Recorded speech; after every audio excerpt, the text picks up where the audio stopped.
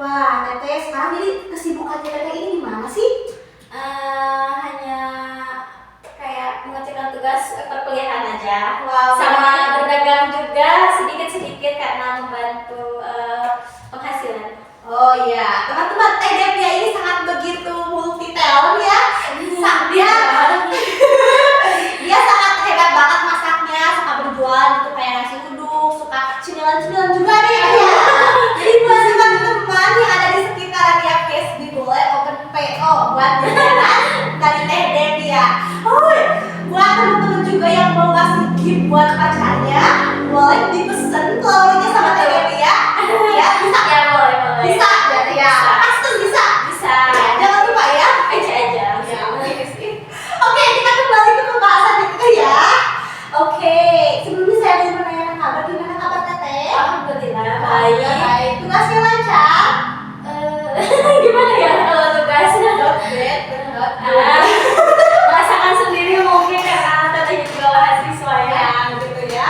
Oke, langsung aja di sini kita kembali ke pembahasan. Di sini kita akan membahas tentang broken home yang pastinya ini sangat amat menyedihkan ya Teh ya. Banyak sekali anak-anak di Indonesia yang mengalami kabar yang tidak mengenakan ini. Jadi menurut Teteh gimana sih broken home itu, boleh dijelaskan Teteh menurut pendapat Teteh? Di sini karena bisa dikatakan bahwa broken home ini adalah keadaan ya, bukan sejenis apapun itu, tapi keadaan seseorang atau seorang anak, istilah yang bisa digambarkan ini keluarga yang tidak harmonis atau berpisah dan tidak hidup bersama lagi menurut saya sendiri seperti itu. Karena bisa dikatakan bercerai atau misalkan berpisah bagaimana gitu ya, maupun itu keluarga ataupun siapapun itu gitu, yang menurut dia bagi seorang anak itu adalah hal yang menyedihkan gitu. Berarti itu keadaan broken home itu yang menurut Teteh yang bercerai saja orang tuanya, atau keadaan yang keluarganya tidak harmonis gitu. Jadi mereka menganggap rumah yang tidak seperti rumah lagi gitu ya. Bisa dikatakan tidak hanya semua perceraian itu disebutkan broken home, tapi bisa dikatakan juga bahwa yang namanya rumah yang tidak harmonis lagi, yang dinamakan perceraian juga, jadi ruang lingkupnya luas gitu, yang membuat diri mereka merasa bahwa ini teh bukan rumah kita lagi gitu. Ya sih, saya juga sering melihat ya di sosial media gitu, di berbagai macam platform anak-anak yang bercerita gitu mengenai keadaan mereka tentang broken home yang pastinya sangat mengganggu emosionalnya juga ya, dan mentalnya. Ya. Di sini menurut Teteh apa sih dampak emosional terbesar ini yang terjadi kepada anak yang diakibatkan karena broken home ini?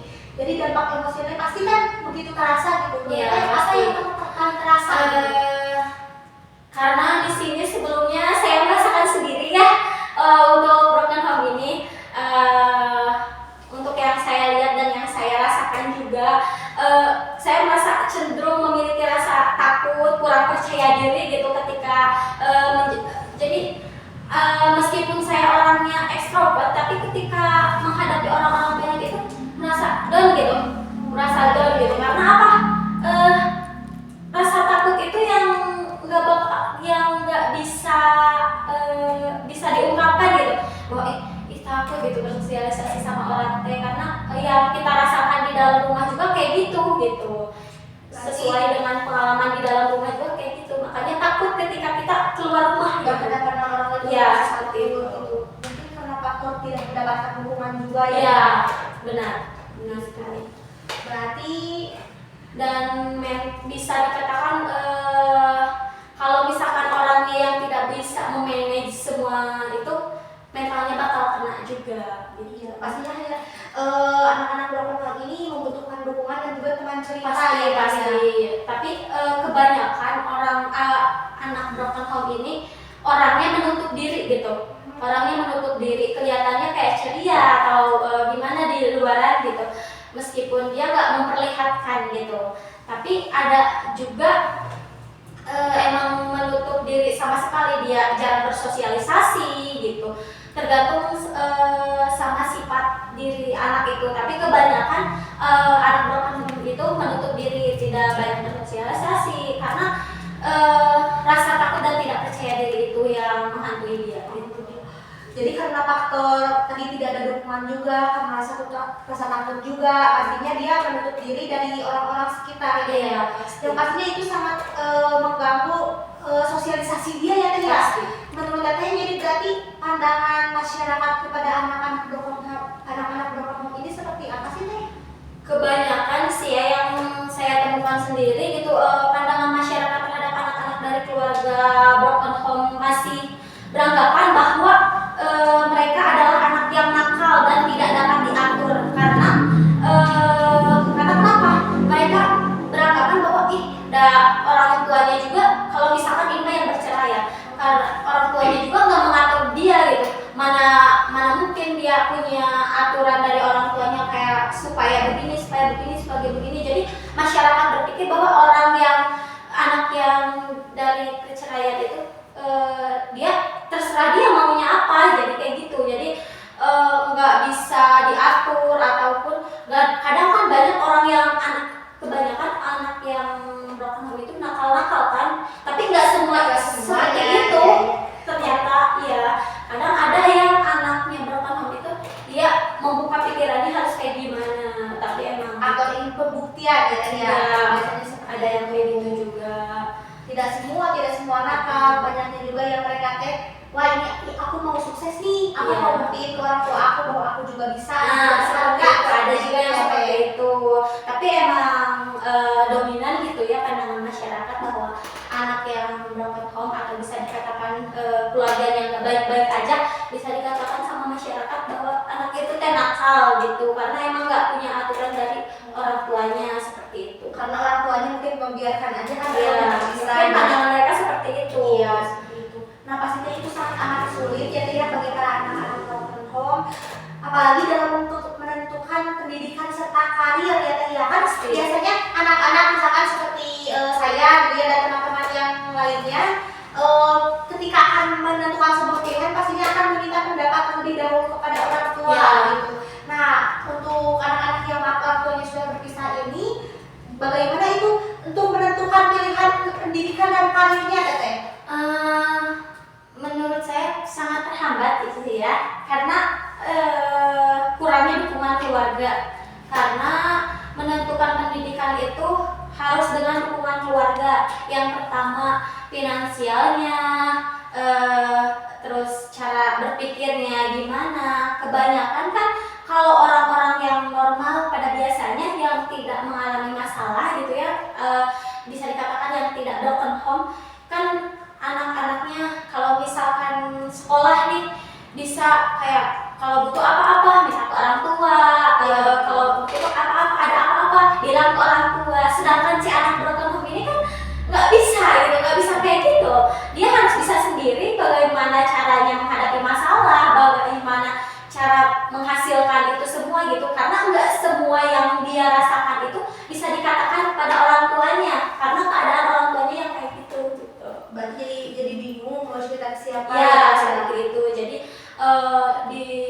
ketika dia bersekolah ataupun melanjutkan pendidikan juga dia akan sedikit terhambat karena kebingungan atau dia bagaimana memikirkan kedepannya ya untuk menghidupi dia gimana gitu kan. Jadi harus bisa menentukan pilihannya sendiri berarti ya tanpa bisa menentukan harapan kepada orang tua. Jadi harus bisa punya caranya lah sendiri gimana gitu.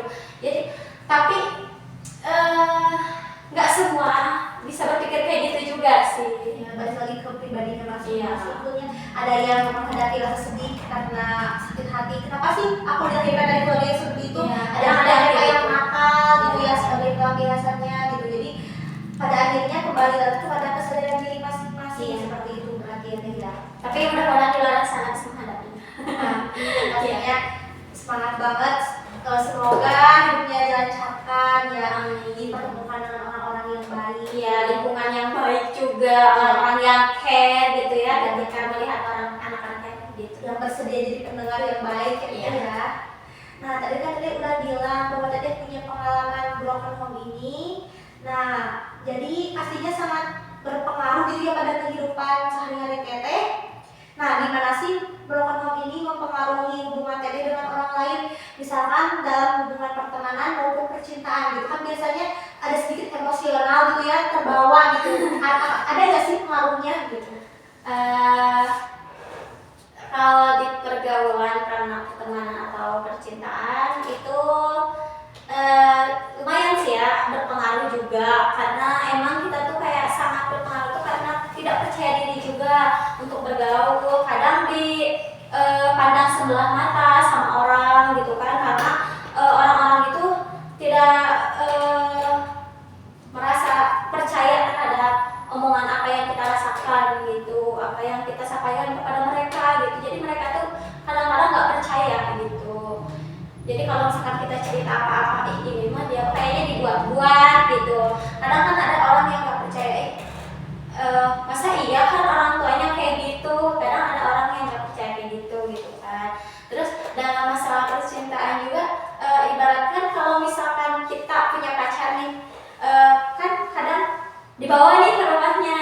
Kalau misalkan keluarganya harmonis kan enak gitu ya, keluarga orang tuanya nyambut lagi gimana. Kalau ini kan ada yang main, tahu-taunya orang tuanya lagi bertengkar gitu kan, jadi gak enak gitu, merasa terganggu juga sebenarnya. Kalau bergaul juga kayak sama teman-teman merasa kayak nggak percaya diri aja, nggak kayak tapi kalau saya sendiri sih sekarang sudah merasa kayak lumayanlah bisa menghadapi sebuah ini dan bisa berjalan dengan sendirinya. Berarti sudah berdamai dengan keadaan. Bisa. Tadi mengalami ini sejak usia berapa? Dari SD sih.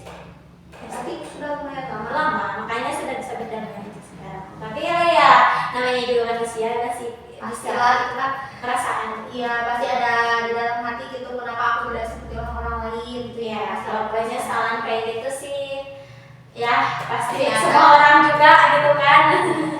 Ya.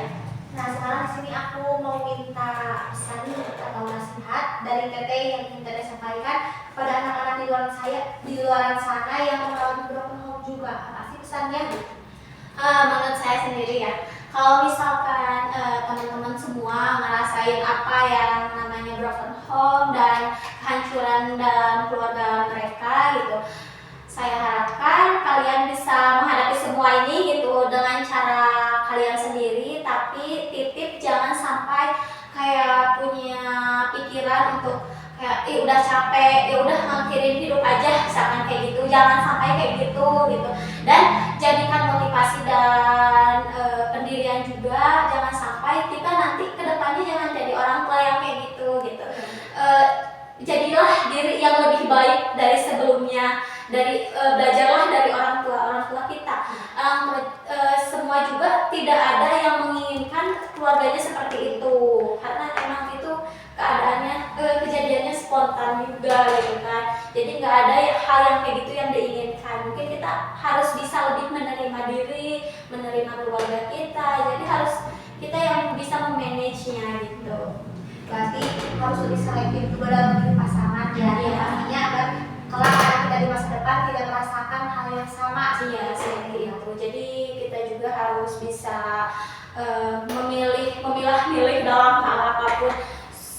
Bukan kita pilihan orangnya ya, bukan. Jadi apapun yang akan kita lakukan ke depannya itu harus dipersiapkan, ya dipikirkan secara optimal gitu. Jangan hanya mengambil tindakan dengan satu pemikiran saja seperti itu. Maksudnya bukan berarti pilih-pilih, tapi kan ini bersangkutan dengan masa depan. Iya, ke depannya gitu. Jadi jangan satu pesan juga, jangan sampai kita terpaku dengan umur juga kita. Kalau misalkan kita belum siap untuk nikah ataupun dalam hal apapun, jangan dulu gitu, karena emang itu mengundang masalah broken home juga. Karena apa? Sekarang kebanyakan anak-anak mengalami broken home itu karena emang pernikahan dini, Yang orang tuanya belum siap menjadi orang tua ya. Nah, baik Teteh, sekarang ada di akhir pertanyaan nih Teteh ya. Apa sih harapan Teteh untuk masa depan, baik untuk diri sendiri maupun untuk anak-anak yang tumbuh di lingkungan yang broken home ini Teteh? Bagaimana Harapan masa depannya Iya, yang tumbuh di lingkungan kayak gitu. ya. Harapannya sih untuk saya sendiri dan semuanya gitu, bisa menghadapi keadaan ini dengan baik juga gitu, bisa berdamai dengan keadaan dan bisa hidup lebih baik juga dari sebelumnya gitu. Rubahlah hidupmu sebelum orang lain mengubahnya gitu. Ya, dan satu pesan juga seharusnya gitu kan, yang kita kan akan menjadi orang tua juga ya. Untuk itu kita harus mempunyai dua prinsip juga gitu. Yang pertama, kita nggak boleh egois. Yang kedua, komunikasi. Kenapa nggak boleh egois? Ketika anak bercerita itu kita harus menanggapi dengan seksama bagaimana ceritanya. Jangan hanya menganggap bahwa permasalahan anak itu sepele itu. Jangan menyepelekan semua itu karena tingkatannya berbeda juga. Kalau misalkan bagi mereka itu sangat berat dan bagi si orang tua itu sepele, itu tidaklah sama pandangan mereka. Tapi orang tua harus bisa mengayomi anaknya bagaimana caranya gitu. Terus komunikasi, karena komunikasi yang baik akan menghasilkan kekeluargaan yang baik juga ya, seperti itu. Jadi si anak juga akan merasa damai ketika orang tuanya bisa berkomunikasi dengan dia yang baik itu, mengarahkannya kemana seperti itu. Pastinya komunikasi itu merupakan suatu hal yang penting ya Teh ya. Karena dalam komunikasi bisa terjadi baik dan buruknya juga ya, seperti itu. Baik, mungkin harapannya untuk para anak yang mengalami situasi broken home ini, semoga hidupnya semakin baik, dapat menerima dengan baik, dan juga semoga selalu dikuatkan ya Teh ya. Mungkin hanya itu sesi bincang-bincang kita di podcast pada hari ini. Saya mohon maaf ya sebesar-besarnya apabila ada salah-salah kata ya Teh ya. Terima kasih sudah bersedia datang ke acara podcast ini. Mungkin kita tutup terlebih dahulu. Baik teman-teman, terima kasih banyak sudah menonton acara pada hari ini. Wassalamualaikum warahmatullahi wabarakatuh.